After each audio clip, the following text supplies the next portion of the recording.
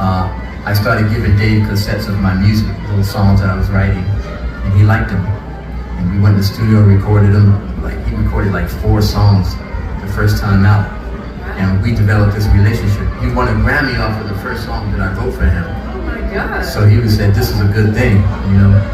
And I didn't even know what a Grammy was. I was 19. I was just like, okay, Grammy, somebody's grandmother? What is that? You know? Anyway, man, that's like 1979, and I was working, producing, and writing for him all the way up to last year. You know, so it was a beautiful relationship. There was one point in the 80s when I had access to the most distinct voices in music. I had R&B side, I had Luther Vandross writing for him. On the pop side, I had David Sanborn playing pop instrumentals, and then I had Miles Davis playing jazz. Y'all couldn't tell me nothing, man. I was like, whoa, I better enjoy this while it lasts. Absolutely. It's incredible the people that you've been able to work with. I mean, the list, I had to pull out my phone because I wrote it down. I didn't realize that there were just so many artists that you worked with. Aretha Franklin, Shaka Khan, Roberta Flack, Wayne Shorter, Eric Clapton, Grover Washington Jr. Woo, that's true, ain't it? Yeah. That's when you hear him in a list, you know. That's all. But the way it worked was that when Luther's first record hit, Never Too Much, he told the interviewers that Aretha Franklin was one of his heroes.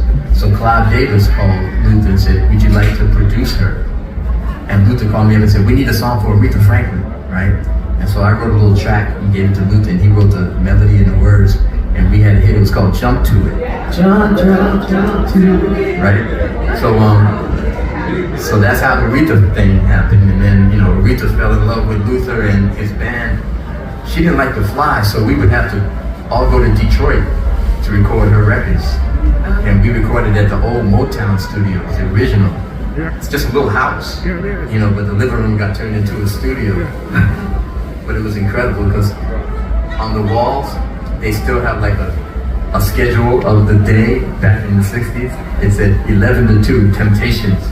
3 to 7, Supremes. You know, it was like, it's incredible. But anyway, I got to work with Aretha that way. Shaka Khan. Tell us about that one. She's a musician. She plays the drums. People don't know. Wait, what? Yeah, so she would come to the club in New York and kick the drummer off the drums and play the drums. Whoa. So one day, I was home and I phoned